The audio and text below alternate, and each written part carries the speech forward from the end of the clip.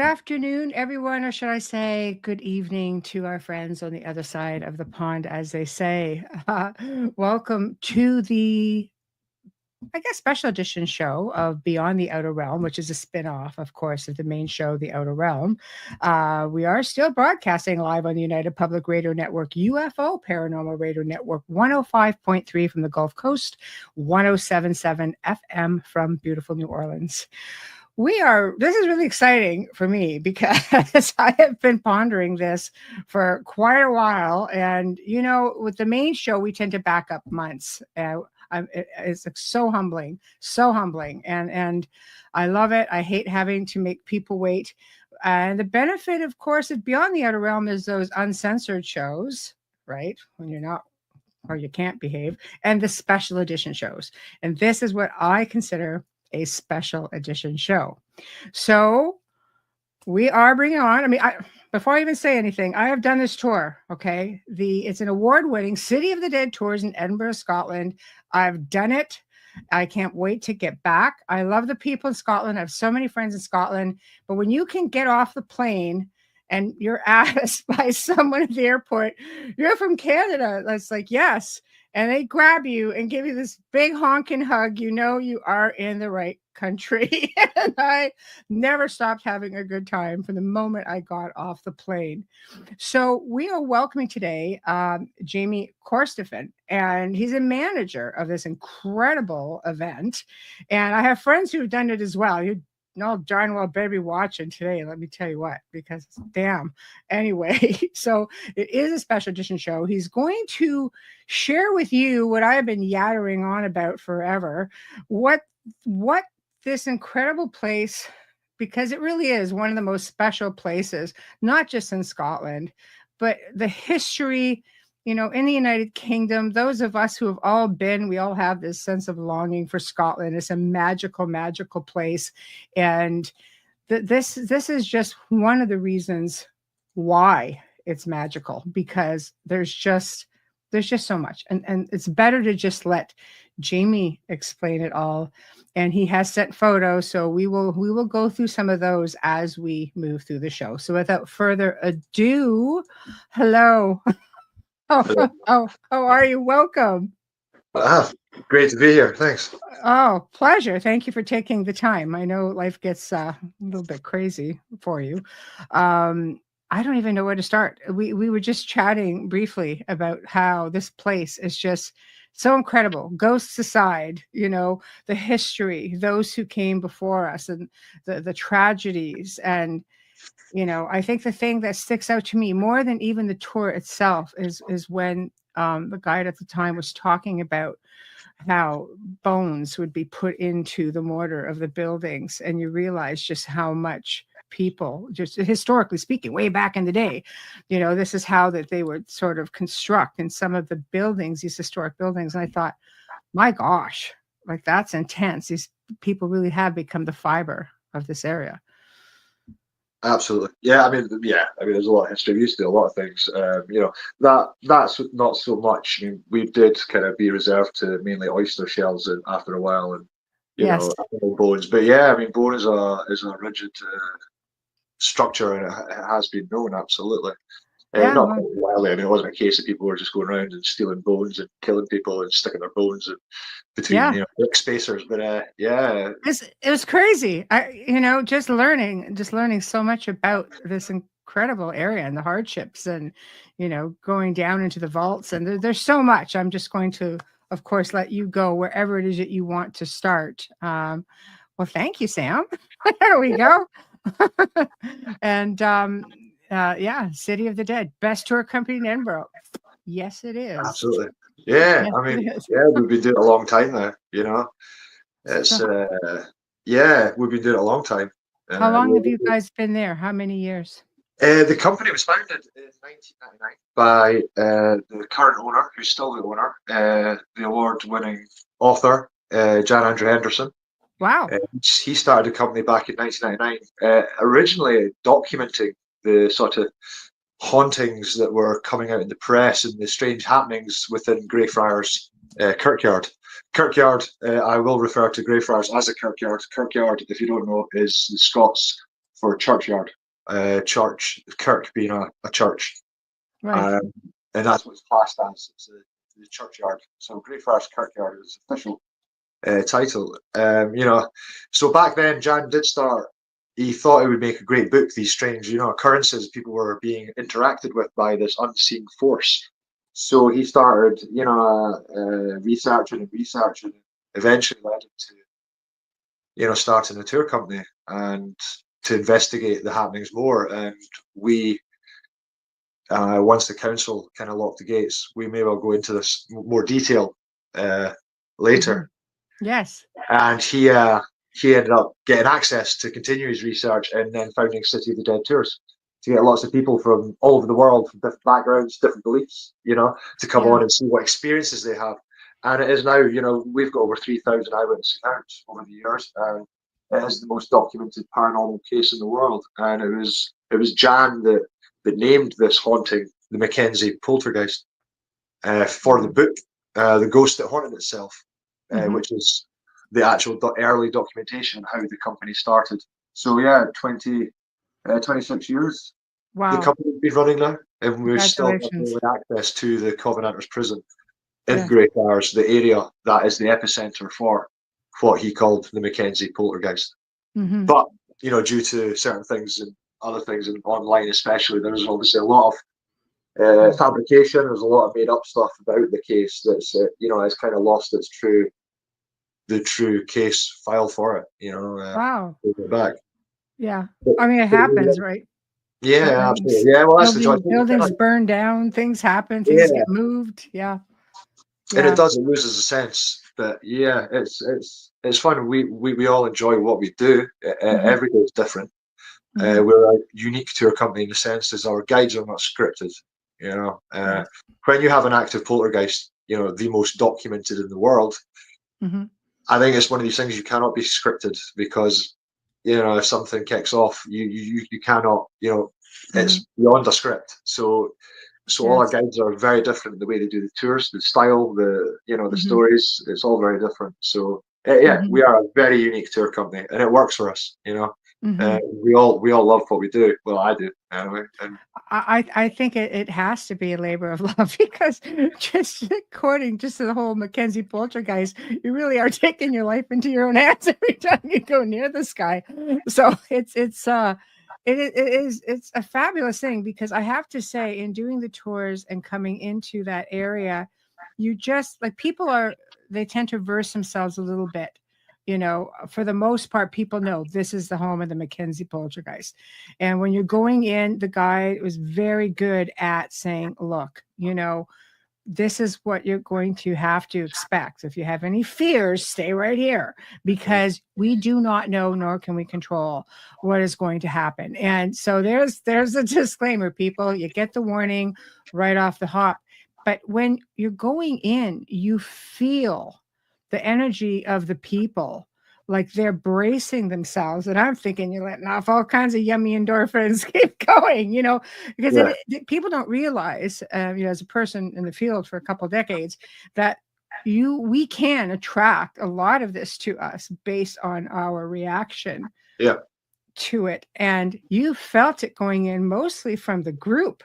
And by the time you got there and you got inside, the crypt itself, the mausoleum itself, the heaviness, you're just waiting for it because I think people are just so anxious. Oh, absolutely. I mean, that's certainly one of the theories that's been passed about the years.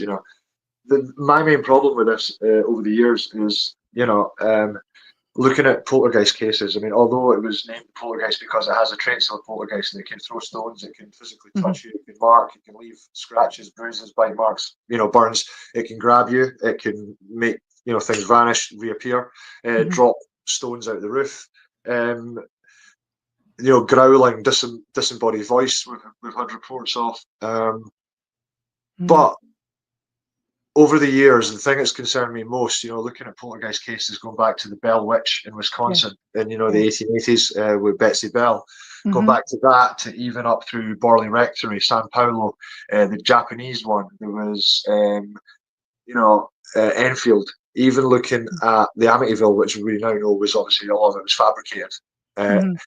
Even the movie Poltergeist, they all had the epicenter, Mm-hmm. the epicenter of the poltergeist case, Mm-hmm. and this, although Jan called it a poltergeist, it has the same traits and it did back then, without a doubt, Mm-hmm. but it doesn't have an epicenter. It's completely random. So the pheromone Okay. theory has been thrown out before, where it's a combination and an accumulation of, Mm-hmm. the energy built up, and then suddenly at certain points, if the conditions are correct, it Mm-hmm. just, snaps and it creates whatever, and this gives the energy Mm-hmm. in one with a build up of people's fear and the energy, like you said, being produced from people's different feelings. And of course, then that causes this to happen. Again, it's a theory, but Mm-hmm. we still don't know, and we just still don't have science available to us at this Mm-hmm. present day to, determine Mm-hmm. or disprove or prove or, otherwise.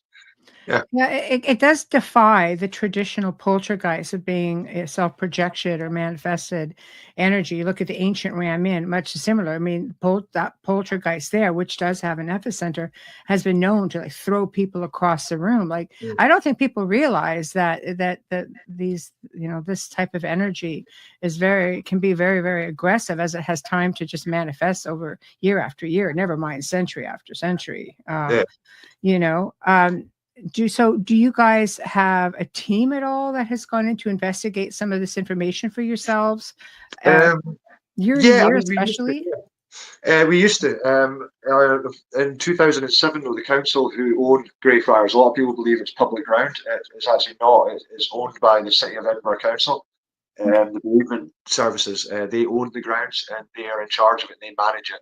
They allow public access. They can, if they want, can lock the gates at any time and stop public access to the kirkyard. Wow. So they stopped investigations in 2007.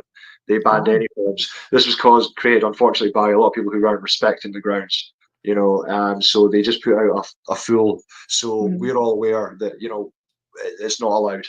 Unfortunately, it doesn't stop people. A lot of people don't know about it, or they just go ahead and do it anyway. So there's a lot of things do appear on YouTube. Right. Fortunately, the epicenter of the whole case is within the locked Covenanters prison, which is locked at all times unless we let you in. So, Yes. we can control that. But yeah, I mean, pre 2007, yeah, there was teams. We used to have Ghost Fest in Edinburgh, which was an event with different venues and different companies. We had overnight, vigils and information. Yeah, I mean, it's difficult. I mean, now because the case has been, it's just widely known, so there is that scope for different things.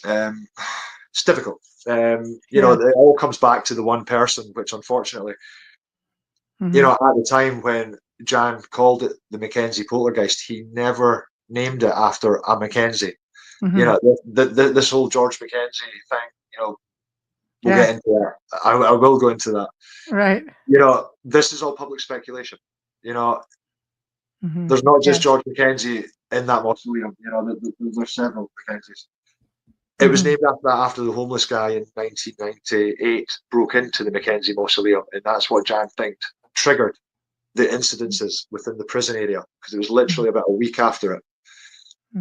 And that's what he believes triggered these. So he named it the Mackenzie Poltergeist for the book after the mausoleum, because that was the pivotal, he thinks, starting point of this thing. Okay. So he didn't think that, people would then take it as to be this person You're from so real life. literal. It doesn't have to be a real person, Yes. Poltergeists are energy. They're not, Yes. So everybody now believes that it's this Lord Advocate, Sir George Mackenzie of Rose Hall, running about attacking people after his death. When unfortunately you could be, more wrong. Yes. I believe, somebody who's looked at George Mackenzie's life, studied him, and as a person, he's portrayed as this torturing, bloody. I mean, he wasn't called Bloody Mackenzie until the 1700s, and the Romanticism novels were written. That's how a baddie. So it's that calling. That's where the whole Bloody Mackenzie came from. He was Lord Advocate. He worked his entire life in law to get to where he was. He was one under the king. He made the laws in Scotland. He was an intelligent individual. Wow. It's difficult to say.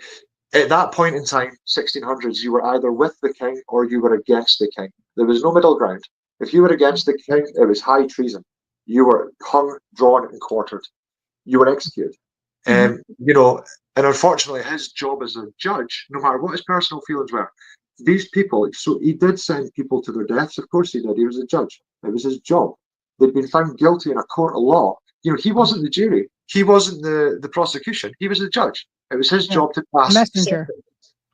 If he'd shown any leniency towards anybody, it would have been looked at and it would have been seen as, why are you taking leniency on him? Because he was Lord Advocate, he would have been made an example of horrendously.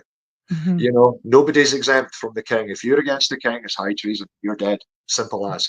He did not Wow. spend his life to get to where he was to go against the king, no matter what his personal feelings were. Mhm. The fact the man was wanted and basically said, you know, after his death, he wanted to be put in Greyfriars. His mausoleum, his family mausoleum, was built before he died in a presbytery graveyard. He was not against the presbyteries. He Mhm. was Presbyterian.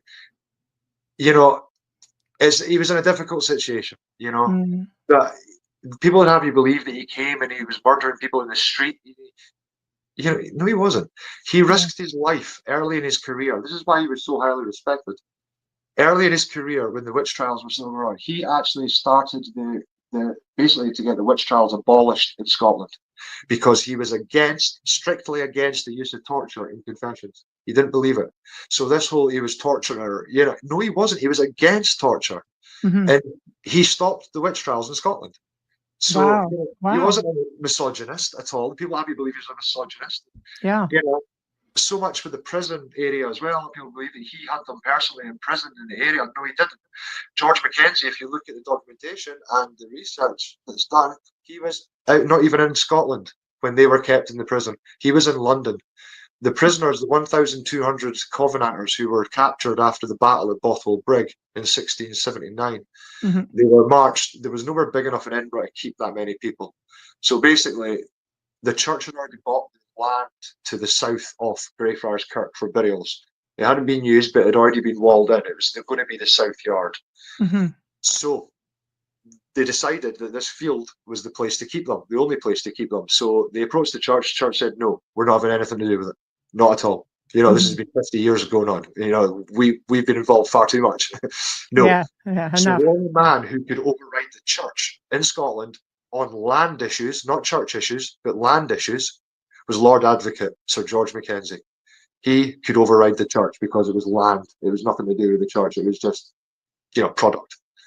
Mhm. So he was in London. The prisoners were marched. They were held outside Edinburgh for 4 nights because they had to wait on the paperwork coming back from London that was signed to allow them, basically a warrant from Lord Mackenzie to allow them to be kept in the south yard of Greyfriars Kirkyard. So he wasn't even in Scotland. So the people that come out with he was up here torturing them behind the gates, and you know, he was Lord Advocate of the country. He didn't do any of that. He's just Yeah. there's so much made up about the man, you know, and I certainly Mhm. don't think it's George Mackenzie running about the place after death, scratching people up and attacking people. You know, if it's anybody, if it has to be anything, I would Mhm. think it would be somebody who was actually imprisoned there for 4 months over the harsh Scottish winter for what they believe in. That would make a lot of sense. I mean, when you're thinking about the fact that, poltergeists are, this manifestation of energy, and you're looking at this one space with people just living that entire experience. But put that over time, person after person after person, day after day after day, et cetera, et cetera, et cetera. That is going to produce a lot of rage and anger, and then you have people coming in after that now, and that energy just No, it's absolutely. just I mean, yeah, I yeah. mean, the thing is, when they were in prison there, I mean, it wasn't they weren't tortured. They were tortured, but not physically. You know, Yes. basically, I mean, the reason they were marched there was the government wanted to make an example of them, to say, look, this is basically the end of the Covenant movement. You know, this Mhm. is all that's left. They wanted to make a public execution of them. You know, to Mhm. make a public, spectacle, to make sure it wasn't, going to happen again. That was the whole reasoning behind why they Mhm. were just summary executed on the battlefield. Mhm. Usually they would be, the government troops overrid them, so they would just kill them. Mhm. But so they could leave at any time they wanted to, the prison, if they Oh. basically recognised the king as the head of the church. That was it. That's all they wanted. They would repent and they would recognise and basically swear not to take up arms against the king again. And people are like, well, why didn't they just do that to get out? You know, we're not in the 1600s. You know, Yeah. we can never imagine what it was like for them. Religion was all these people had. Okay, they were willing to die on a battlefield for what they believed in. It was that much, and they weren't about to just change their mind just to get out of a situation. You know, they truly believed. You know, and you know, it's something that we, you know, we never understand being in that situation. You know, it was a sad time. So they were willing to die. You know, and it's several hundred. You know, over almost 800 did lose their life behind their gates just because. Not because of the physical torture, it was the mental torture. You know, they were made to face down in the mud in the rain because it was over the winter, no shelter. And you know, if they were seen to be talking or communicating, then the person on the right would be shot. You know, to as a Presbyterian to have somebody, you know, killed because of your actions, something you had done, then you know that's worse than death. You're responsible for somebody's death. You know, so it was to break them. They were there to break them. It was the world's first concentration camp, but it was to break their spirit, to either basically so they died or they would repent. And it was horrendous, absolutely horrendous. I can't even imagine what those people had to go through. And I think when you're looking at the entire area, just of the Royal Mile, even, you know, there's such a concentration of people within, you know, how many miles or kilometers back then. It's just, there's just a compilation of so much mixed energy and all hardship. It was all hardship, you know, taking aside even the prison area. I mean, the stories we were told was like, I mean, anybody listening who has not done this, I mean, if I lived in Scotland, I'd be doing it regularly, seriously, because it really is, it just far exceeds the spirit activity. You really feel it when you walk in. I've traveled so many incredible places throughout the world, and it's always, you know, Scotland is always that one place that never leaves you. And Yeah, it's things like this. I mean, you just the will of the people, all of these stories and the hardships, but so also so many, you know, victories as well. But it took a lot in those days to get to that point. So you end up with people who come on having these experiences, and there's no rhyme or reason as to, is it any specific person that gets attacked, or there's just no rhyme or reason to who the no, lucky who the lucky person is going to be that time around?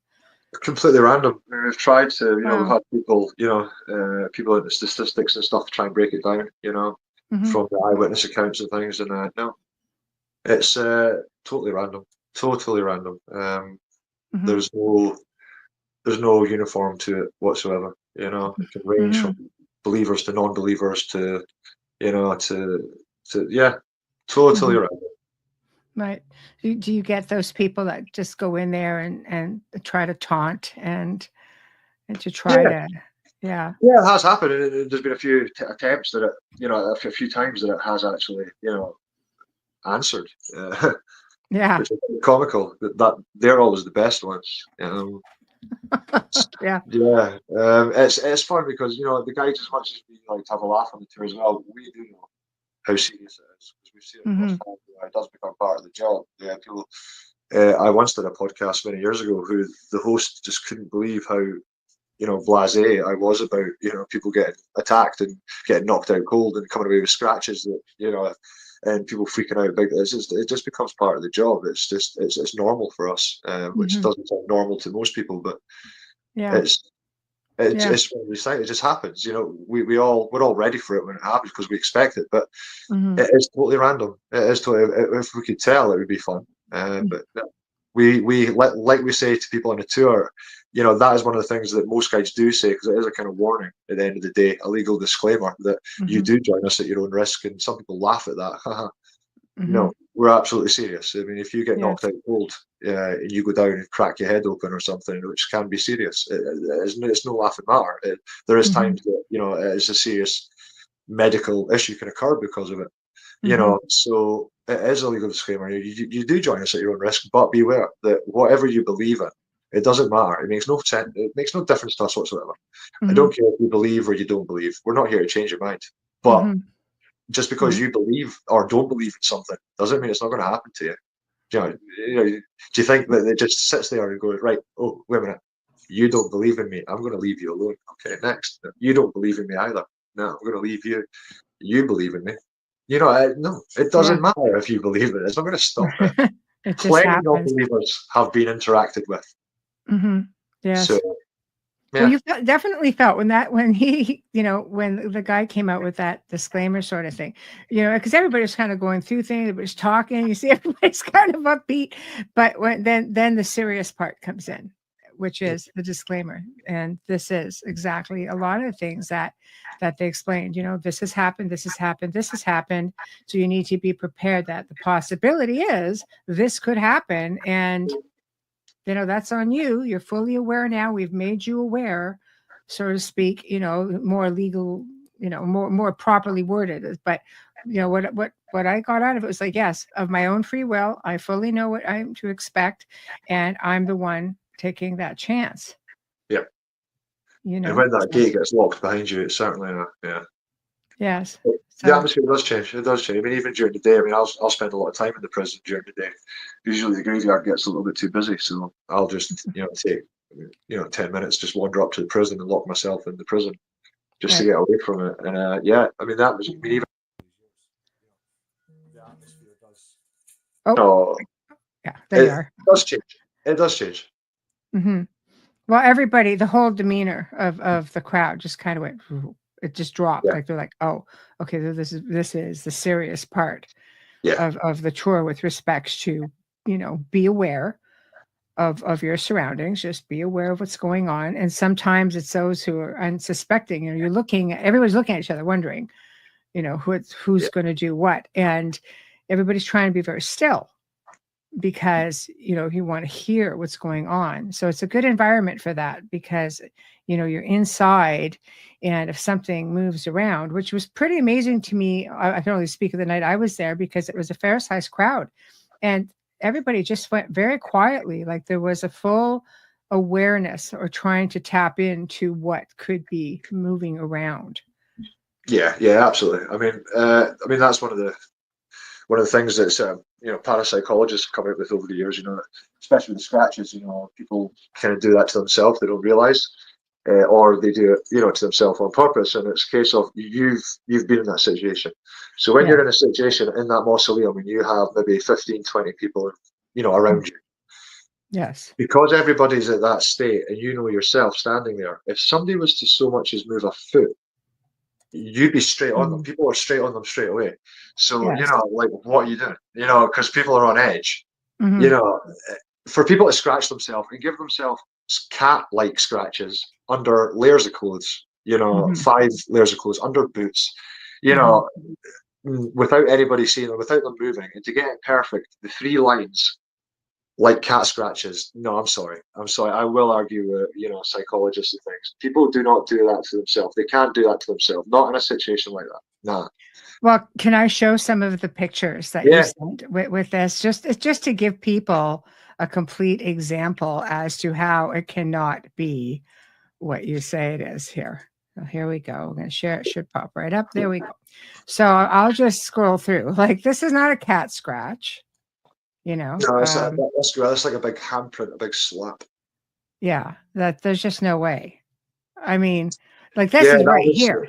That's like nettles things. I remember this customer. She was she had a panic in the vault, and I wasn't on the tour, but I was in the office. That was a couple of Halloweens ago. She felt that she was being strangled.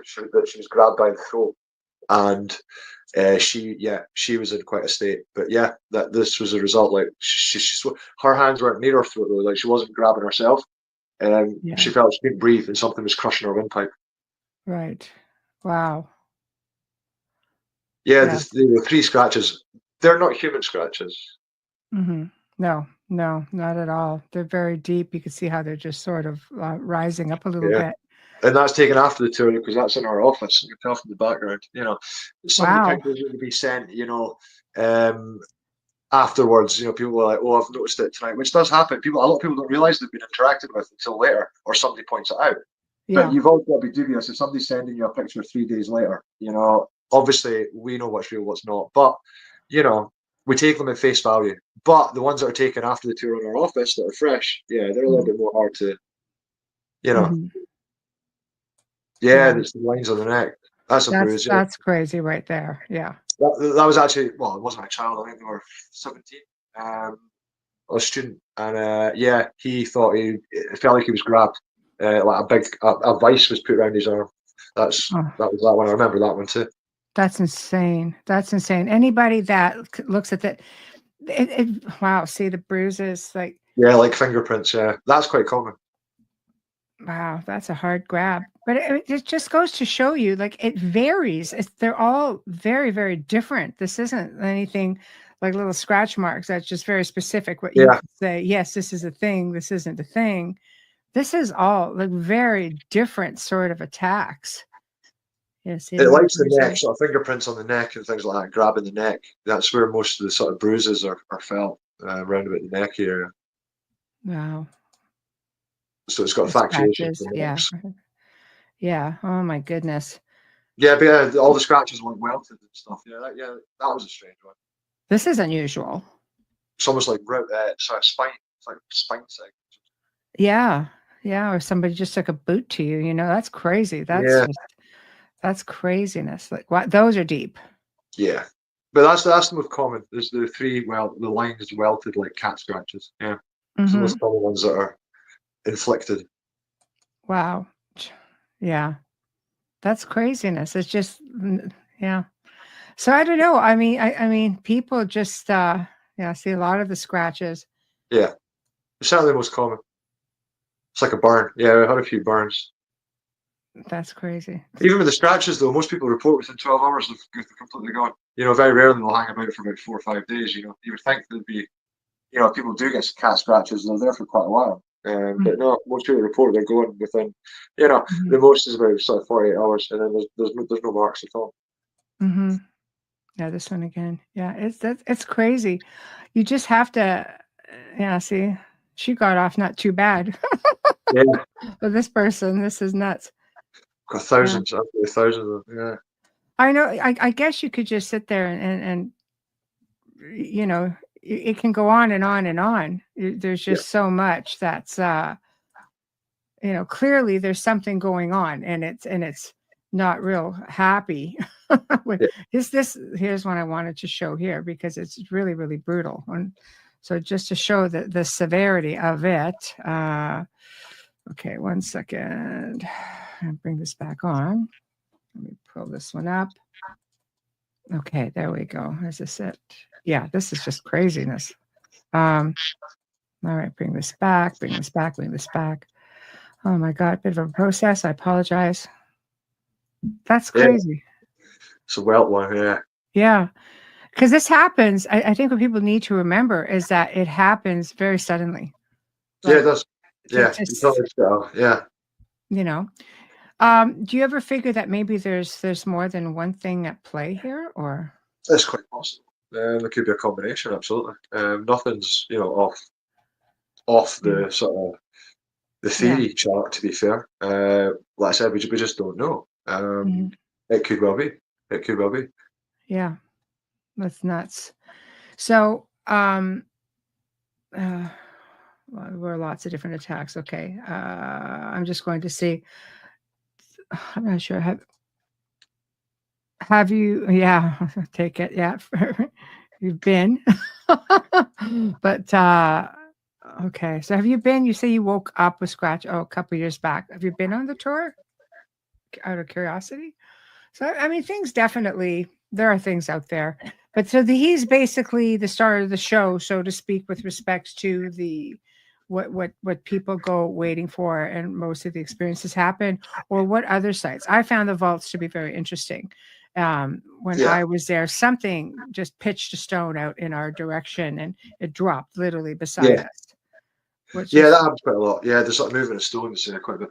Yeah, the vaults are different. I mean, obviously, there's not as much history. There's 600 years of history in the vaults. They were only built in the late 1700s. But you know, certainly the hardships that went on in the vaults, and you know, the people living there, and the disease that went through it, you know, the cholera and dysentery and typhoid Hmm. that wiped out a lot of the people living there. Yeah, absolutely. You know, there's a lot of bad feelings left in the vaults. You know, So what's the story officially behind the vaults? Like well, why are they the so vault active? basically, I mean, the vaults were built originally between 1785 and 88. It's part of the bridge that spans the gap of the Cowgate. It was built to access the south side of the city. At that Hmm. point, Edinburgh was, you know, we were called the Athens in the north.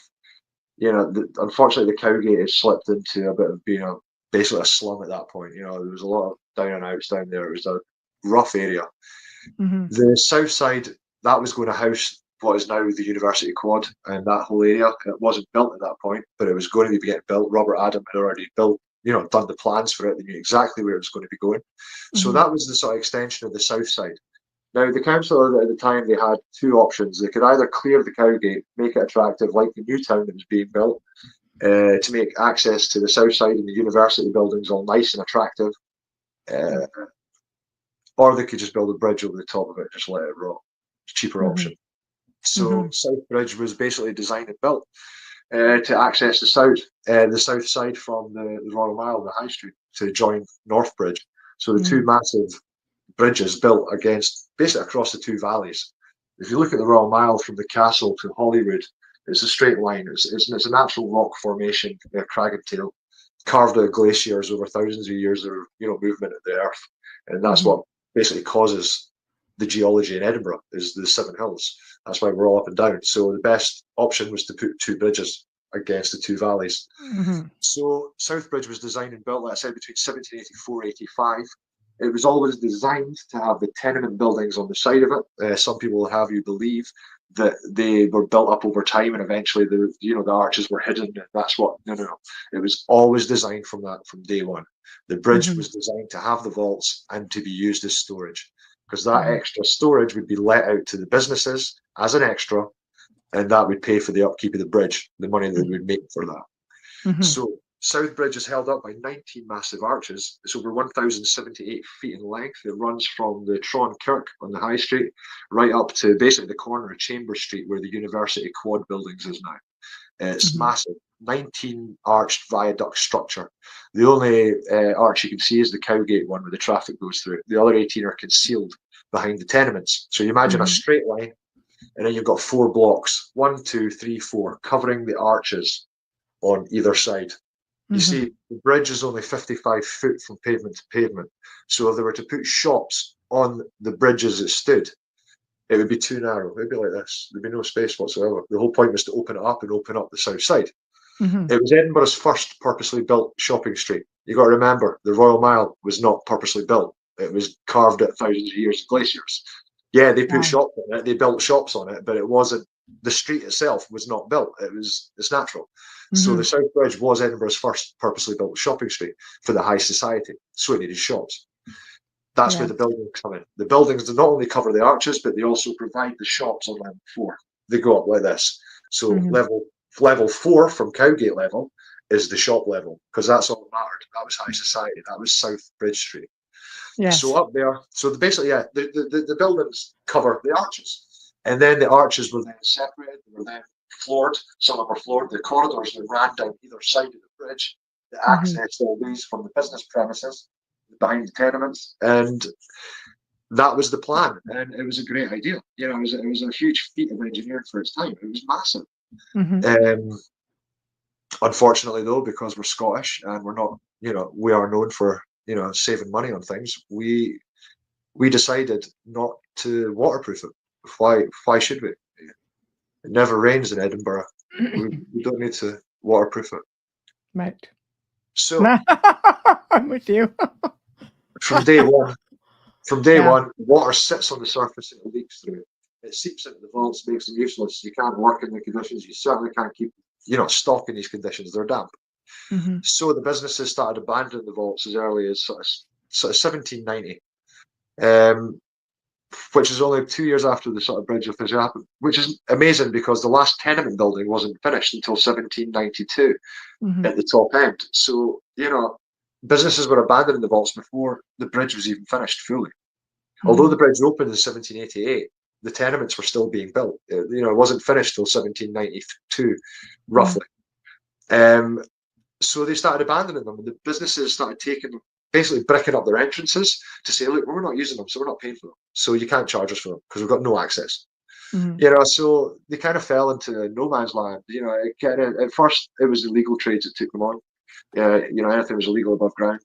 Because it's massive, absolutely massive. When it was first opened for business, it was all interconnected. It was an underground warren of tunnels and chambers over 3 floors. Massive, long corridors, dark. Tunnels that went to dead ends, and it was a labyrinth. Yes. Nowadays, because it's sectioned off, it's all different layouts, but you can get an idea. So it was a formidable place, and if you didn't know where you were going, it could be easy to get lost. Absolutely. But illegal trades didn't really bother anybody. They went there and broke the law, left. They weren't a problem. It was when people started living there because there was nowhere else to go. The unfortunate, people who were forced out of their natural environments through economical, geological, and industrial changes. They needed shelter. They weren't welcome in the streets. We made it perfectly clear that we didn't want them here. We had problems. So, the vaults, it was shelter, it was free, but it was horrendous and badly built for storage, and it was even worsely built for humans. It was never intended for humans to live there. It was horrendous. Yeah, cholera took over pretty quickly. Yeah. I can't imagine the conditions. It's one thing to see them, because even when you go through the tour now, you see that they're pretty much, let's face it, it's pretty much cleaned up. It's all lit up. I'll show some photos shortly, but I mean, it would have been pretty much pitch black down there. Yeah, absolutely. I mean, there was no light source. The only lights they would have had would be, candles made of whale blubber, fish oil burners. They were known as. We found a couple during excavations. The original fish oil burners that would basically held the whale blubber that you would light. Not an awful lot of light, as a green sort of tinge, bluey tinge, sparky sort of light. Or animal fat candles, which were a luxury. So no light would be. No. Open fires, we would have had open fires in there, burning anything they could. So the smell, the smoke, it was horrendous, absolutely horrendous. The smell of, toilet, human, no, absolutely not pleasant at all. No, no, I can't imagine. I'm just gearing up some photos. I feel it's just, I don't know how anybody could have expected anybody to live like that. It's so inhumane when you think about the things that we've, as a society, have put certain groups of people in. Okay, I'll put this up. Hold on. All right, and I know the experiences are incredible, and we were only in a section, right? Yeah. Like, it's very vast. Yeah, we're fortunate to have a massive section, over 3 floors. Yeah. Okay, so here we go. So feel free to jump in any point. I'm just going to put them across. The last vault before the ramp going down to the end section, the old courtyard for the mortuary. Yeah. So you look at this, and it's so clean for what it is. It's so clean. It's lit up, but it would not have been at all like this. No, definitely not. Pretty much. I mean, there is parts that I don't know if all the guides do it, but I certainly, there's the vault before the big ramp, the long one. I will turn the torch off and blow the candles out, and you see how dark it is. It's you can't even see your hand in front of your face. Wow. Okay, so this is going into another area, I guess. Yeah, that's going into the vaults from outside. Yeah. Okay. That's the entrance through the tenements. Yeah, that's the exit part before you head outside. Yeah. Wow. That's a better look at it here. Yeah, slightly lighter. Yeah. The archways. That's the dead end corridor. It's not very big. So how many people at any given time would have been in these small spaces? At capacity? Certainly, I mean, a lot of guys may tell you that that there was hundreds sharing these small vaults that were roughly it's 12 feet wide by 15 feet long by 8 feet high. No, the place was massive, and there was no need for people to be crammed into certain parts. It was vast enough to have, so it wouldn't be crammed like that. It was just where anybody could get their own kind of space. There was loads of space. Yeah. Didn't make it any more pleasant, but yeah. Yeah, it's unbelievable. Now, I mean, were they down here 24/7 or just at night or just? Yeah, I mean, they would. I'm not saying they were in there all the time. I mean, they would have went outside, I would imagine. But they did trade amongst each other. This is where it becomes known as the Underground City. We didn't call it the Underground City. The Southbridge Vaults were known as the Underground City, purely because there was a population of people living, and they were trading amongst each other. So they became a community. Because we understand, and some people do point out that they come on the tour called the Underground City. They expect to see old streets and old houses. It's not like that. There is no such place. There is no underground city hidden in Edinburgh. What you have is various different things that we've reused foundations on top. Because again, we don't like spending money. The place, Mary King's Close, is a fine example of this. Where we just basically used the foundations, we leveled it off. And instead of building brand new foundations, we reused what was already existed, which in this case was the bottom half of houses. And we built on top to level everything out on the, when the Royal Exchange, the city chambers were built. We just used it as foundations. We knew it was there. We knew exactly what we were doing. It wasn't hidden. We just reused it instead of knocking it flat, and that's when it became underground. And that is certainly part of the old Edinburgh. It's part of, from the 1600s, and it is an old street. But, nobody lived in it underground. People weren't forced to live there during extreme poverty. So it doesn't qualify as the underground city. It's just the old street, and it's fascinating to see for historical, purposes. It's well worth a visit.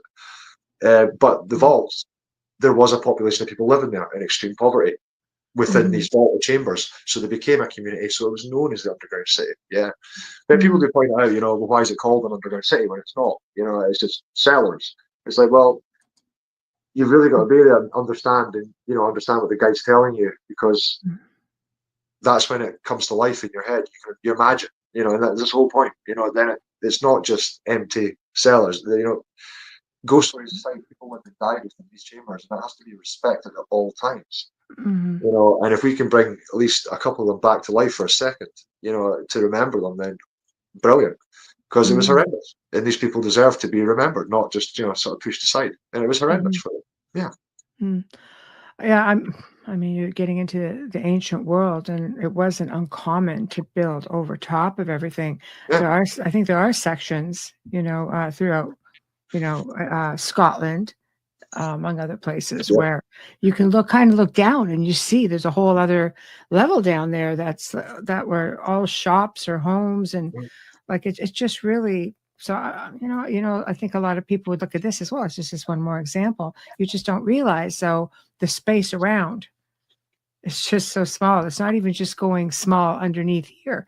It's just a whole group of people that were pretty much forced together because everybody wanted to be in the safety of that place also, right? Anybody coming in from the sea, attack, war, all of that. This was a safe zone that people had to, many people, even influential people, were trying to be up top within the space. Yeah, absolutely. Yeah, it was a fight for everything. Basically, there was a fight for survival, really, more than anything. They traded amongst each other.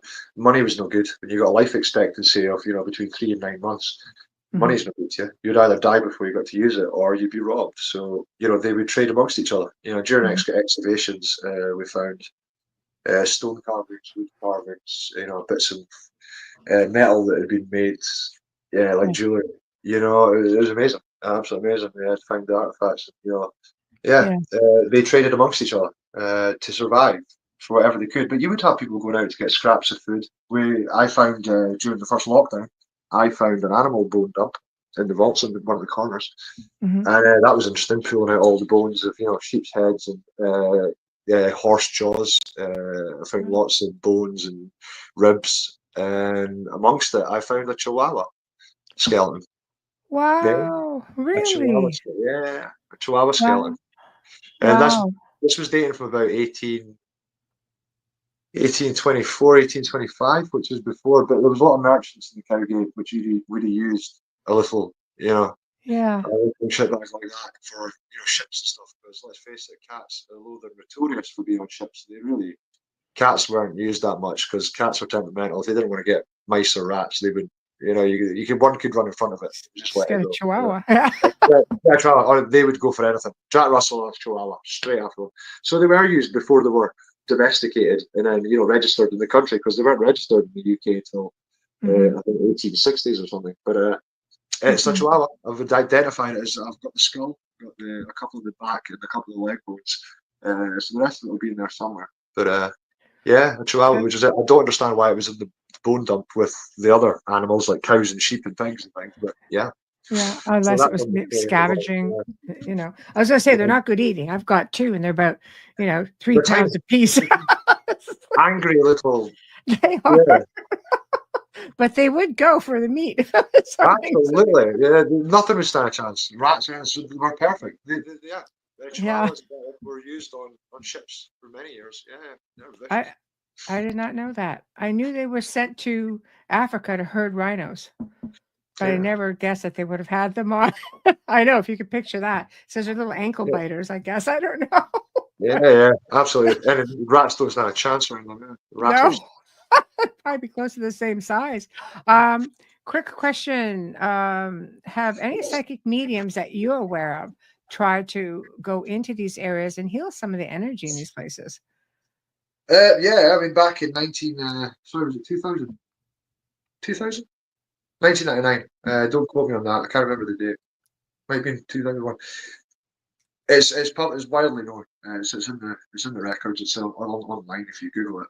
Yeah, there was a medium and a clairvoyant who was also an exorcist who tried. Oh. It was arranged by Edinburgh Evening News back in the early days of this haunting, where it didn't have a name. The gentleman's name was Colin Grant. He was. I know. I knew of him. Yes. Yeah, absolutely. Great guy. Yeah. He did it, but it might. No, I think there's also an astrologist called Colin Grant. I believe the one that I'm aware with is passed. He's passed away now. Yes. Okay. Okay. Yeah. So he was a well-respected medium in Edinburgh. He'd done tarot reading. He'd done readings and all that stuff. He was approached by Edinburgh Evening News to do an exorcism of Greyfriars, obviously for the press, cameras were there and all that stuff. So yes, why they approached a Catholic exorcist to do a Presbytery graveyard, but he did. He arranged it and he agreed, and he collapsed halfway through it, saying the energy was too strong and he would have to stop. So of course that went to press, and the press blew up a little bit. 7 days later, he's given a reading in his house to a customer. Present is his wife, himself, and the person he was given a reading for.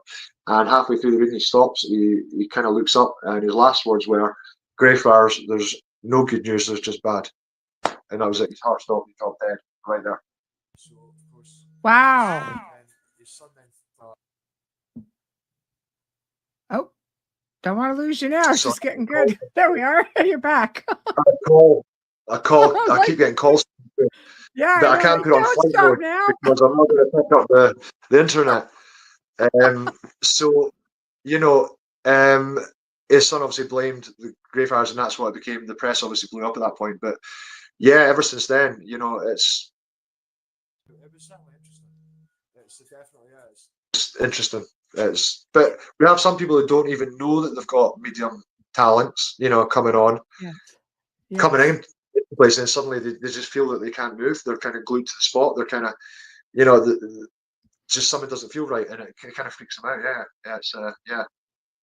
That would be very overwhelming for somebody who, it's overwhelming for people who know that they have these abilities, but to not know and go into some of these spots, it would be like very intense. It certainly, it can certainly cause. But again, if you're in that situation in a group, then there's obviously a lot of people who then, if something does happen, that we've planned somebody, or we've got an actor in the group to freak out, and we have never. We used to have what is known as a jump router. We had that for many, many years since we started. We'd have somebody in a mask who jumped out at your end. We've never hidden the fact. We've never denied it. Right. Jan, the owner, had always argued that, people come on these tours to expect something, and if something doesn't happen, then they're kind of, deflated, and which is fair enough, and to be fair, having them for years, it was fun, especially if you had a couple who were just, not misbehaving, but just being, I had a sense experience with that. so cool as a cucumber over here. yeah, I mean, you knew it was going to happen. It was fun for the guide. It's fun. Some people enjoyed it. Some people found it funny. So, but I found it got to a point where it was fine for a while, but then, it kind of took away what we were doing. Why do we need to do this? Because there's a genuine, there's a genuine thing here, and it kind of invalidates what the guides were saying. And a lot of people might have thought they've come along just for a guy in a mask to jump out of them. It was kind of, I can't say tacky, because it did work and it was fine, but over the years, it just didn't suit what we were doing anymore. So, I argued when I first took over as manager that, and then COVID happened as well. So we decided at that point when we reopened to basically, we would restart without. I think everything has its place. If you had somebody who's like genuinely frightened, and you come across a jumper, you would lighten up. You'd be just like, oh, okay, this is okay. It was a dangerous job. Yeah, it was a dangerous job as well for them sometimes. Oh yeah, because some would not take it very kindly. I just laughed, and he's just like, what is it going to take? I don't even flinch. I said, I don't know. It's not for not wanting to, but I do this stuff all the time. I do tours. So I think it's you precondition yourself. Very, not a lot makes me jump, at all, or scared. Yeah, because you're preconditioned, and I think it's something in the back of your mind, and that's all I said. I said, honestly, if you got me coming around the corner unsuspecting, I'd probably be hanging off the tree. But because I'm going through a tour, I'm preconditioned from doing them myself in Canada at the time, that I was aware that anything could happen. So you're just on a different kind of alert. Yeah, you're on constant alert, absolutely. Yeah, because you get used to it. It's just, or you get to the point where you expect it to happen. So, you are on alert. But So, I mean, it does work better. So, no, but we've never, we've never faked anything. We've never had people in the group. We've never had plants in the group to, feign. A lot of people claim, it's just no. We've never used that kind of thing. The jump was the only thing that we had. We don't, have special effects or smoke machines or things getting thrown, and we don't do any of that stuff because we don't need to. And why would we invalidate everything we've put together? Over almost 26 years. To fake something. People are fully aware, and the guides as well, that we could go months without anybody being interacted with. Months has happened before, months and months, and then you finally think, well, maybe that's it. Nothing's going to, you can, and it's suddenly one night, 3 different people, get interacted with. It's completely random, absolutely random. But we think, I mean, we are certainly working better without that sort of, factor of having the jump scare. It can still be arranged for private tours, I have to say. But, we'll give you a jump public scare. tours are You just don't want somebody who goes into that whole fight or flight, because they're going to find, the jumper hanging from the tree. You're right. It can be very dangerous. Somebody goes into fight or flight mode. It's instinctive. It's not even intentional, No. So talk to us a little bit about some of the other locations on your tour. You actually have different tours that you do. Yeah, well, we've got the underground tour, obviously, which is just the vaults, and then we've got the graveyard tour, which is just the graveyard. I had a mix on mine. That's why we started the double. We were doing the graveyard tour for many, many years before we got, the section of vaults. So that's all we did was the graveyard tour. Yes. So then, of course, when you've got 2 tours, you've got vaults and a graveyard tour, which are very different to each other, different location, different history, different everything.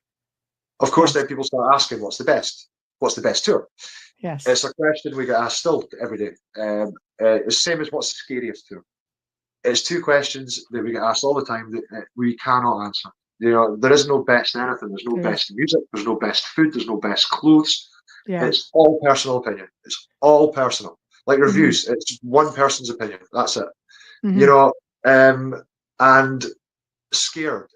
Everybody's different, like yourself. You don't get scared by very little, whereas other people they can't even go into a dark space or even go into the prison area. They can't even enter it because they're just terrified.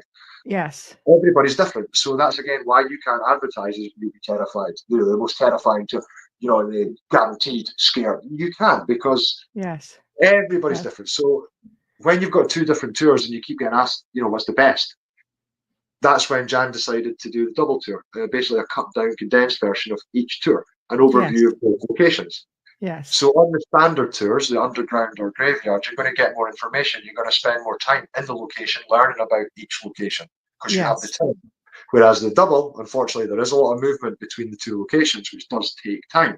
Mm-hmm. And the double, because it's cut down, the whole reason the double's cut down is because nobody wants to walk around for 3.5 hours at night after they've been around all day. Mm-hmm. But that's what it would be if you'd done the two tours back to back. So that's again why it's cut down. It has to be, or it'd be 3.5 hours long. Yes. And that's not including walking times. So yeah, that's why it is condensed down. But if you're not fussed and you want to see both locations, it's great. It's a great tour. But if you have got an interest in one location, I would do the standard tour. You're going to learn more and you're going to spend more time in that location. Mm-hmm. Now you mentioned that you start off, like home base views, Greyfriars, the whole area. Other haunted places that aren't on the tour that would probably welcome, patrons or go and get, stories coming out of certain spots. Yeah, I mean, Edinburgh's full. Edinburgh is allegedly one of the most haunted cities. So, every corner you walk around, there's something to do with some ghost being seen or felt. Every pub you go into, every pub's got a ghost. Every shop's got a ghost. Every jeweler's got a ghost. Every castle's got a ghost. Everywhere. That's what happens when you have someone that's got over 1,000 years history. More than that. There's been settlements since the Iron Age on top of going back thousands of years. Yes. And there's been death and murder and sorrow on every single square foot of Edinburgh city centre over the years, in some form or another. So of course, Edinburgh's going to be safe somehow. Every close has got a story of something happening. Yeah. That is insane. Stories about Edinburgh Castle, because people will at least know it if they see it. You can't miss it. Right. And it's close to everything. Close to it's really lucky that they built it so close to the train station. It really helps, especially for tourism. Yeah, right. You don't do tours of the castle. Do they just not allow it, or? Yeah, they do. Yeah, you get private tours, or you get some tour companies take you on, or they do their own tours. I believe. Yeah. Or you can walk around it on your own. You can. Right. Yes, but you don't get all the good ghost stories. There's only so much that.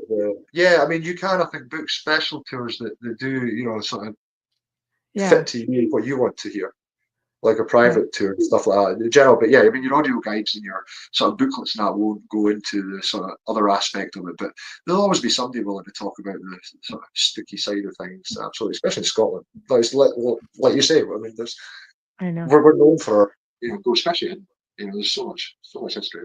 There's ghosts everywhere. Yes. I had a guide.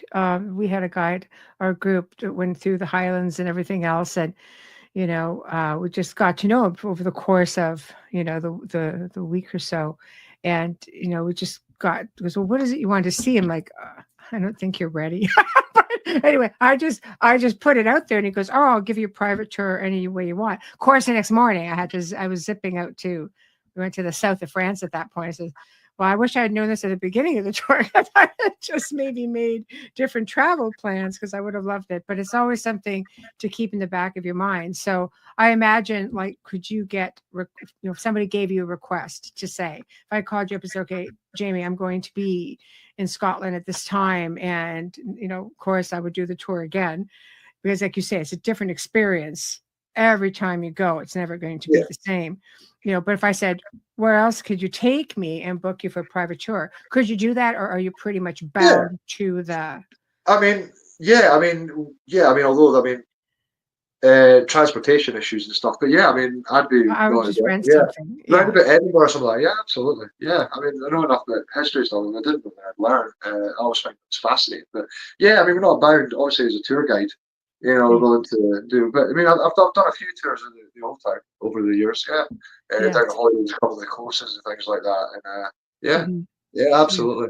I just enjoy talking about history, because it's just I'm in an extremely privileged position to do something that I absolutely adore doing. And it's true. If you find a job you love, you won't work a day in your life, which is true. I get paid to just talk about two wonderful locations, and I'm privileged to be able to take people in. and talk about them. So I absolutely love it. Yeah. I think to me, that's the most important thing, because you could tell the people who love it and who have the passion for it, the people who are protective of it as well. I tend to get funny like that. I would get protective of any location that I would represent, because it's the people, it's everybody who came before. It's, the spirits who may be still reliving it. It's the people who made it what it is, and the fact that these places still exist Yeah. even today, after all of the hardship and the war and everything. To have a love for it is very evident, compared to somebody who's just like, it's a job, I'm here. Yeah, absolutely. Yeah, I mean, Greyfriars is different because it is, it is a scheduled national monument. The entire grounds are classed as a monument. It's also in a World Heritage Site, so there is laws, and there is, bylaws and protection for Greyfriars. I'm also part of the stakeholders board, who were set up in 2018 to control by the council, well, for the council, to basically have a say in the running of the kirkyard and how it's managed, which is a great idea, because for a long time, unfortunately, tour groups didn't have to pay to enter Greyfriars. They could just come in and use it and abuse it and then leave, without a care in the world. And unfortunately, the damage that was being done was getting to the stage of it was irreversible. The Greyfriars was never ever built for traffic exceeding 1.5 million people a year. That kind of traffic. Wow. For various different reasons, it has taken off with it as a main tourist attraction for various different reasons. So something needed to happen before the council were going to stop all tours, which they have the right to do that. It's their ground, and it is a historic site. So the stakeholders got together, we set up a group, and then the tour guide registration fee was brought in for licensed. So you now tour guides have to be licensed now, and registered to use Greyfriars, and tours are limited, which is a fantastic thing. It should have happened many years ago, but that's at least some income coming in from all tour groups. It's now fair that they're all paying exactly the same, whether they do 2 tours a year or 500 tours a year. Everybody pays the same, and and it's good because that money is going directly back to the Greyfriars. It needs maintenance, and maintenance costs money. A lot of money for a historic site, because you can't just go get somebody from down the street who does handiwork just to patch that up. It has to be specialists that come out to deal with a historic site, and that's because it is a historic site. It's it is an 800-year-old burial ground, where burials go back to the 1400s, from when the monks were there, and the Greyfriars Monastery, where the whole name comes from. You can't just have random people, fixing things in there. It has to, and this costs money, and that money has to come from somewhere, And unfortunately, the government giving the council very little money to deal with these things. The council's hands are tied. They want to help tour guides and keep the tour guides, because it's great for they fully know that, but they have to balance it with the budget. And if someone's going to give, the council's hands are tied, and they are fantastic. The bereavement services, Edinburgh City Council, who own and manage the graveyard, and the other historic graveyards in Edinburgh, they do a fantastic job with very little of what they've got, and they try their best to help tour guides, and yeah, they are fantastic, and they get so much. The council in general gets so much. The bereavement services are fantastic, and we try and help them. Me, especially City of the Dead, and myself personally, as much help as we can to help as much as we can, and that involves, eyes on the ground. If there's any damage, notice straight away and let them know, so it can be, looked at, and things like that. It's invaluable to each other. So it's a great working relationship we've got with them, and so happy now that everybody's now paying their way. Everybody pays the same, and it's some money. It's a good start to try and get that sorted and get everything fixed. I think it's important, if you're coming in and profiting off this, when you have so many people on these historically designated places, where people don't realize you keep touching the same stone. 1.5 million people doing that every time they come in. Oh, if there for a week and you do it 10 times, right? Like, I know. So that's a whole different story. We'll get to that in a second. But no, you're right, absolutely right. I mean, whenever you read, these people were coming in, even the free tours, they were coming in and they were making money out of council property. take away the fact it's a graveyard. If you conduct your business anywhere in a business premises where you conduct money, you have to pay rent. You do not get free rent. You have to pay for, and I'm sorry, but the amount that the council charge for a year, it's a lot cheaper than any property that I have ever experienced to rent as a business. So, Yes. it's not, I don't see the problem with it at all. You have to pay your way of rent anywhere. So that's exactly what you're doing. You're using council property to make money. Take the historic aspect away. I'm sorry, but you have it's like profit sharing. Yeah, absolutely. You're sharing in the profit. You have to share in the maintenance. Absolutely. And the maintenance is the main thing, because that's what's going to let everybody down. Is the maintenance got too bad or damaged, tours would be bad. They would just stop them. And that affects everybody, including us, which I wasn't going to let that happen. As we, it's our back garden. We care deeply about Greyfriars, very, very deeply. Is there not something in place now where I thought I read at some point within all of the UK, not just the Scotland, but isn't there something now for travelers coming to the area where they have to pay some kind of a service charge? Yeah. Tourist tax. It's been happening in Italy. I used to travel to Venice quite a lot. We used to have to pay when we went to Venice. It's nothing. It's for Venice, it was like 2, 3, depending on the hotel. Well, it was a 1-star, 2-star, 3-star, 4-star. That's how much tax you pay. It's only €1 per star, so it'll only be a couple of pounds. It'll be no difference whatsoever. Yeah, Scotland. It's not a big thing in the UK yet, but certainly in Europe we're using it. And Edinburgh going to implement that. It's basically done through hotels. It's your hotels that pay. So the booking, they'll put the extra money on the booking, and they pay the government from that. I believe. Well, how it works in Venice, anyway. Yes, because you guys are a pretty confined area. Like if say you're going into, for example, the Isle of Skye. I truly think people should just be, come over that bridge. You should be dropping money somewhere because that's all. Yeah, you can do it. That's all. Yeah, it is. It's helping out, especially the way things are going with cost of living crisis. Things get cheaper. Never do things get cheaper. But you guys are confined enough that could you not charge a tariff or something for somebody coming in to say drop a couple of pounds and you're here for the day? That would really, and when I was in Romania, there were boxes at every historic site for people. Like donation boxes. Well, you do get them. You do. Okay, good. We do have the donation points in Greyfriars, but it's card only, unfortunately. We can't allow, unfortunately, anymore have cash boxes because, as you can imagine, it can invite them all. If they have a chance, they would steal it. So it's unfortunate we can't. But we do have the donation points. It's whether people, guys point them out, which they're meant to do. It's only £1. It's an automatic £1 off a tap card. It's a machine. Beep, and that's it. So it's £1, and that money, again, like the tour guide registration money, that goes right back into the into the grounds. Wonderful. And that money helps restore and keep the flower beds going and keep the keep everything looking nice. So it's all good. It's all good. Yeah, absolutely. I love that. It's a really big part of keeping these places operational, because without these locations, you just don't have those tours. If something gets into being such bad disrepair, it's like,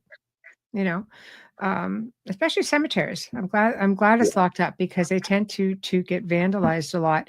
Do you ever, for me, whenever there was a specific castle I used to work at, and the owner was still set to be there. So every time I knew a large group, because our groups, much like your own, we would get sometimes about 125 people a night. And I would always go in and take a walk, what I call a walkabout, and say, okay, good evening, to the individual. And I'd say, we have a full house tonight at blah, blah, blah, blah, blah, because he still wanted to be kept informed, apparently, who's going to be in the house. So I took that very, very seriously. And I go about with full house. This is where we're at. This is where it's going to start. This is where it's going to split. This is where we're going to go. And I'll tell you, a lot of the spirits there, everybody would act right up. Would be like, yeah, good, full house. But I think there was that interaction, do you ever find yourself doing that sometimes, just walking about and kind of giving everybody a heads up? Or am I just a weirdo that does that? Just a weirdo. I can't say I've ever done that. I'm very different. Although I'm a bit as psychic as a fire extinguisher. You know, Nice. I used to be, I used to be, I used to be members of ghost hunting teams and things like that. And over the years, I've now come to the conclusion, after working here for so long as well, I've never seen a ghost in my life, so I ain't going to see one now. So there's no point in me trying to see one because it ain't going to happen. Right. Doesn't mean they don't exist just because I can't see them. I know Wi-Fi exists. I can't see Wi-Fi, but I know it's there. I can see it's there. Yes. I work in a job where I cannot be single. I have to be open-minded. Nothing is too crazy. I've seen it happen. I've seen it with my own eyes. Yes. Doesn't mean I'm not a ghost, but Right. I've seen scratches appear on people. I've seen the shadows move out of the corner. I can't tell what it is, but there's definitely something. There's definitely something, or several things, in the vaults, and is certainly in the Covenanters prison in Greyfriars that is not human, that causes these things. But what it is, I have no idea, and none of us do. Until we get the science made available to us, yes, we will not. We just don't know, So, yeah, I mean, it's good though because I wouldn't say I'm a non-believer. Of course I'm not. There is definitely something that's not human, and I have seen what it can do, and I've witnessed what it can do. So there is something there. Have you ever been attacked? No. Well, I've been interacted once. Not really attacked. It was a weird one. I do most of the maintenance in our vaults, and the only time I do that properly when I'm doing the staircase, you've seen the metal staircases. Yes. They get painted twice a year, and it's a big job. The only time I do that is overnight when there's no tours. So I'll go in about sort of 10 o'clock at night, and I'll work through the night. I'll work right through, and I'll come out, 9 in the morning, 10 in the morning, depending on what's done. So I've done this for years. I love it. It's deadly silent. After 3 o'clock in the morning, it's just so quiet. Wow. Just me. So yeah, I'm very happy in the vaults. I'm very relaxed in the vaults. I spend a lot of time in the vaults on my own. I love it. Right. So you're not putting out those endorphins. So you're kind of safe to say that. Yeah, absolutely. Yeah, I know I think every they know sound. you too. Yeah, right? I mean, I know every sound in that place. If I'm in there and a spider farts, I know exactly where that spider is, just from the echo of where it's come from. It's like I hear it, and it's the sounds I don't recognise. And this night, I was painting one of the doors downstairs near the exit, or the entrance, and I'm painting away, and I heard kids laughing. It was kids laughing. Now I'm not a kid person. I don't have any children. I don't particularly like them. They're noisy. They just spread germs, and I'm just not a kid person. They're fine when there's somebody else's. So it was definitely kids laughing. Maybe 4 or 5 of them. I don't know, but there was more than 2. And I thought that's a bit weird. It must be quite late. I don't know what time it was. So I looked at my watch, and it's 3:05 a.m. I'm like, that's really weird. However, there is flats outside in the street, outside the vaults on the street side that are Airbnbs. So I figured, it's just a late check-in. There's been a delay in a flight. It's a family. So, there's families coming all the time. There's people renting them out. So that's what it is. It's no problem. So I thought, you know what? Because I'm a smoker, I went outside. I thought, I'm going to have a cigarette. It's been an hour or so. So I need to get away from the paint fumes. So I went outside into the street, and I looked up and down. There's not a single light on in the street. There's nobody about. None of the places had lights on. There's no family, nothing. So that was okay. That was the one and only times I was actually reluctant. I felt a bit reluctant to go back in, but I did. I was like, "Dad, pull your big boy pants on, Jamie." It's just wow. The paint fumes. So I went back in, and I just towards the end, I was getting ready to leave, and I was washing. And when I'm painting, I make a mess. I don't care at that point. It's 4 o'clock in the morning. I don't care. Paint everywhere, black paint from the doors. It's just splashed up my arms. It's on my face. And so I'm cleaning up, and I was washing my forearms because I'm black paint all the way down here. And that's when I had 2 perfect scratches, perfect circles, not scratches. They were perfect circles there and there on my forearm. I didn't lean on anything. I didn't bang against anything. I didn't graze anything. I didn't even know they were there until I washed and I saw it. I didn't feel them. That was one of the only times that I could say I've been in the locations and I don't know how I got scratches because I felt nothing and they were just there. And the fact there were 2 perfect circles, that was it. And then the kids, it wasn't a case of that sounded like kids. It was kids laughing 100%. There Wow. is, which is interesting because recently, over the last sort of maybe 6 months, we've had a lot of reports coming through to guides, and two of the guides have actually heard it themselves. Is a child's Mhm. musical box in the last fall. So that's interesting. That's come up. I haven't heard that. But yeah, there's a child's musical box being heard recently by numerous people, different people, and we don't make it public on the tour, I don't believe. So yeah, so Mhm. this has come from different sources, Mhm. That's which is a new amazing. interesting one. So yeah, Always different. There's a comment here not for much I can you. do. Yeah, real I kids I can avoid.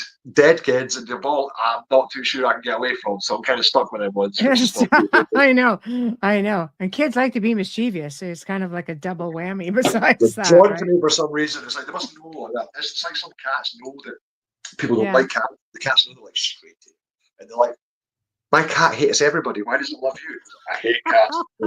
I don't. I love cats. But and dogs, Yeah, yeah. I actually prefer animals to humans. That's why. it's funny. And in Uh, my vault. this one's for you, Jibber Jabber Podcast. Welcome. Yes. I was thrown down the stairs in the vaults, and sadly, Jamie wasn't there that day. How'd you get to No. miss that? I know. I'd have laughed so much. Yeah. I thought I need to go back on their guys' show. The Jibber Jabber podcast do a tremendous Scottish podcast show. Oh, It's I love it. it's serious, but it's not too serious. They're a good bunch of guys. It's funny. You've got a sense of humour. I've done one with them many years ago, and I need to do an update Yeah, on it. It's a fantastic show. Yeah, I it's a love good it. one. Absolutely. So if you look in their archive, you'll probably find it. Yeah, But it is, absolutely. So we'll if you've say got a Jibber sense of Jabber humour. Podcast for all of our multitudes of the audio listeners. Check them out. Check them out. Get some more, Jamie. Absolutely. Well, so in closing, what's the worst experience that you've ever had, whether it's on the tours or whether it's just, because you live in a place that's just crazy anyway. I don't know. Never thought about the worst. I mean, not really had since I started working there. There's not been a worst, you know? Well, I mean, it has to be something substantial as a guide who is put in a position on a regular basis. I mean, you got Mackenzie, right? But I mean, like, I've had crazy experiences. People ask me, and I'm just like, I don't know, but there's been some pretty crazy ones. So, what's, let's say, your No. craziest one that just kind of stays with you? If you're pondering, probably not It many. was probably many years ago when the guides, I mean, obviously, when we take, I mean, a lot of our guides have been with us for years because, not just because we're an excellent tour company to work for, Yes, but yes, because they've got the freedom to change, if they, they don't have to follow scripts, they don't have to wear, costumes, they can do their own thing, and they've got that freedom to do it within reason. Obviously, we're not going to let people just make stuff I up. love That's that. not what we're about. Yes. But so usually, if something's going to happen and we feel it, it's usually during our training. I mean, I've had many people, many guides that have come on and think, "Oh, this is great," but during their training tours and stuff, something's happened, or somebody's fainted, or something's kicked off, and they're like, "No, I can't do this." I thought it was made up. And that's usually what they say. Well, I thought it was made up. So by the time they get to actually being a guide, nothing really phases them, to be honest, because most Yeah. of them have already experienced something, or so I don't really say bad ones. I mean, we've had a few guys leave because, like, during the training, because things have happened, Mhm. like the person being thrown against the wall. That was quite a traumatic one. Really, I Mhm. don't think the guy recovered. We've got witnessing that. Yeah. So there, everything's different. Everything is different. So it's difficult to say. For the people on the tour, Mhm. some of them love being interacted with, some of them not so much. So for Mhm. them, it's the worst thing that's happened. That's it. That is the worst. By somebody they can't see. For Yeah. us, that's like another tally mark. A couple of guides would have tallies between them how many could get knockouts Yes. on their tour. I think Katie was leading for many years. We're having knockouts on her tour. One of our Mhm. longest standing tour guides of Mhm. almost like 18 years. Mhm. So yeah, they've That's seen pretty much substantial. very little phase the guides. Mhm. Yeah. So I can't say the worst. I mean, there's not really had most of the worst stuff that happens in the graveyards due to living people, not unfortunately. That's true. Dead Well, people, they're it's the used to the living that causes the guides. problem. It's not the dead people. Yeah, they just scratch people up and throw people about, slap them about a little bit. Yeah, it's common. Yeah. It's just So yeah. you've had, how about famous people? Everybody. I just want to make a point of saying everybody comes on this tour. Yeah, I had to feel it. Doesn't matter who you are. One of the biggest ones, to be fair, was somebody who I never thought in a million years that I would meet was Matthew Lillard, Ghostface, Scream, Yeah. obviously Shaggy. Yeah. Everybody knows who Matthew Lillard is, and we were at the convention, the HorrorCon in Edinburgh, 2018, and Matthew Lillard was a guest, and we had a table City of the Dead tour. So I never thought in a million years I'd ever meet him, let alone do a tour for him. So I was like, you know what, I have to. So I went, I was speaking to him, lovely guy, absolutely lovely guy. So I badgered him to come on a free tour that night. I would do it for him. And so myself and Katie that I mentioned, we were going to do half each. And we did. We got him and Elaine Dirks from The Exorcist, who played she was there, she was present. And Mr. Rowe Management was there. So we had a great time. It was 5 or 6 people. Very nice. And Matthew Lillard was so funny. He any noise he shit himself is amazing to see. Scream. I don't know if you can see this, but behind me, I'm just going to move my camera. Behind me, I have my Scream. Yes. Wall, see all my sound stuff. So I've always been. I loved Scream when it first came out. I went to see it at the cinema the very first day because I loved Wes Craven movies, thanks to Nightmare on Elm Street. Yeah. So when Scream was released, I went to the cinema, I saw it, I loved it. I went back the next night. I was obsessed by Scream. I loved it. So to meet Matthew Lillard was something I never thought would happen. So to have him on a tour and to see him jump at any opportunity because he hates horror stuff, he hates the suspense, and yet he's this guy. Well, it's like you said, when you're making a movie, it's all set, it's all broken up. It's it doesn't happen like you've read the script. It's there. Mm-hmm. Yes. You know, so but he doesn't like it, which is really funny. So we'd arranged for one of my guides to then jump out at Matthew Lillard with the ghost face costume on, and I'd been waiting so many years for that to happen. And that's the mask, the big one behind me that he signed. Yeah, the big one there. So we got to sign the mask that was used to scare him. And he was brilliant. So that was one of the highlights of my time at City of the Dead. So that would be like a job perk.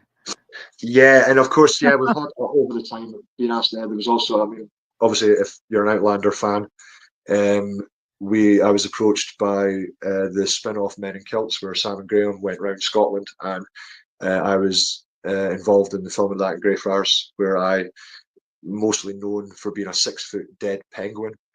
When I look like a dead penguin because I've got the plague doctor mask on, I jump out and scare Graham. That was That was so it's part of that, which was interesting with the chain of events. So it's kind of perks of the job, absolutely, and several different things. But it's fun. I enjoy talking about what I do. I love what I do, so I love talking about it.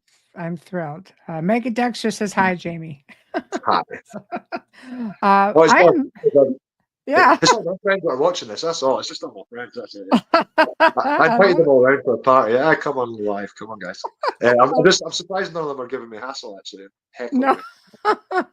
I think it's just, people. They know what I'm like. They know exactly what I'm like. So this is going to be best behavior. I've been warned. So. That's probably it right there. I know. Absolutely. I'll give them a piece of private messages afterwards, but they're fine. They're good.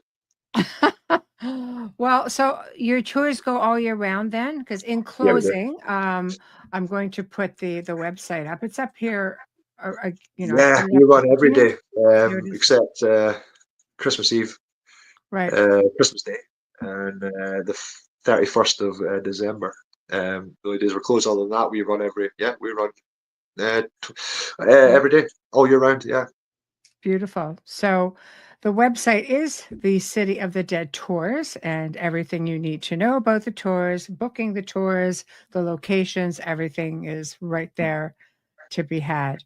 I am so thrilled that you came on to join me. I really am, because I am a fan of the tours. I've done it. I will do it again without a doubt, but I will probably go in private mode. As much as I love everybody else being around, I do like to have that a little bit more. I'll take you around. Just let me know next time you're over. And I'll take you around. I shall. And so thank you so much. I wish you the best in the upcoming tour year, because I know it's going to get a lot busier for you. And anything crazy happens, you have an open door here. You are always welcome. Perfect. I can't escape. Yeah. Brilliant. Oh, come on to Canada. I'll take you to some Yeah. crazy places. Well, the coldness and stuff. Yeah, I want to go somewhere hot. I've got enough of the cold. Don't come to Canada. We have Go back to New Orleans. ridiculous. Go back to yeah, absolutely. Ah, Love to visit. we've got snow and freezing rain coming. It's like, no, you're not getting warm here. Not for our summers, mind you, get really warm. Yeah, I'm ready for the heat. Yeah, absolutely. I was up in Scotland and I'm thinking, okay, it's May. How bad could it be? Right. Yeah, it can be quite nippy still, yeah. I'm up in the north. Edinburgh is beautiful. Glasgow. Then we ended up in the north part of the Isle of Skye and the ocean.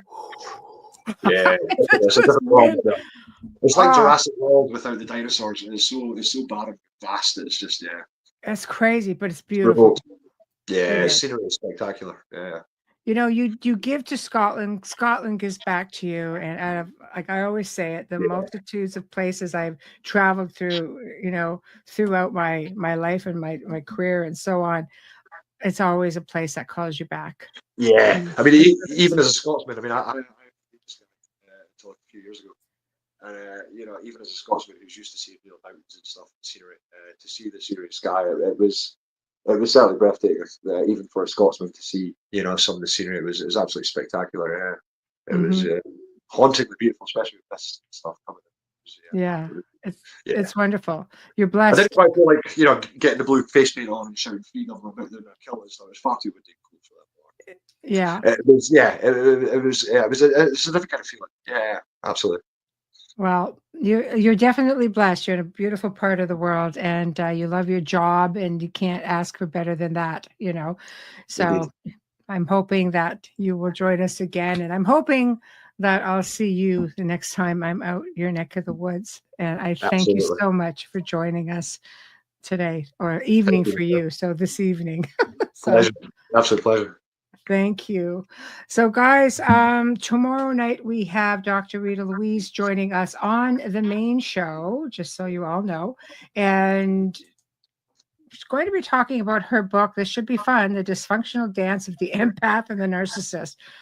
That should be heated up, I think, in the chat room. Without a doubt, it's going to be a bit ugly, I think. I know my co-host Amelia is probably going to have a thing to say. Hopefully she'll make it. And Thursday, we welcome back David Sig Hansen for part 2 of his research on Atlantis in North America, which should be kind of interesting. First show was great, so let's see what show number 2 is going to bring. Anyway, have yourselves a great evening for those on this side of the world. And I guess I could still say that because it's not too late on your side of the world. No, it's only 8:30 here, isn't it? Yeah, 8:30. Oh, beautiful. That's like pub time. Yeah. All my friends out in the UK, pub time. Let's go. Dinner time. That's what it is, yeah. I know. I love it. So, everyone, we'll see you on the show tomorrow night. And thank you all for tuning in today. Thank you. Good afternoon, good night, and thank you, Jamie Corstorphine. I hope I got that right. Corstorphine. Yeah, close enough. Okay. So the guy who sounded it out. Brilliant. In the chat room.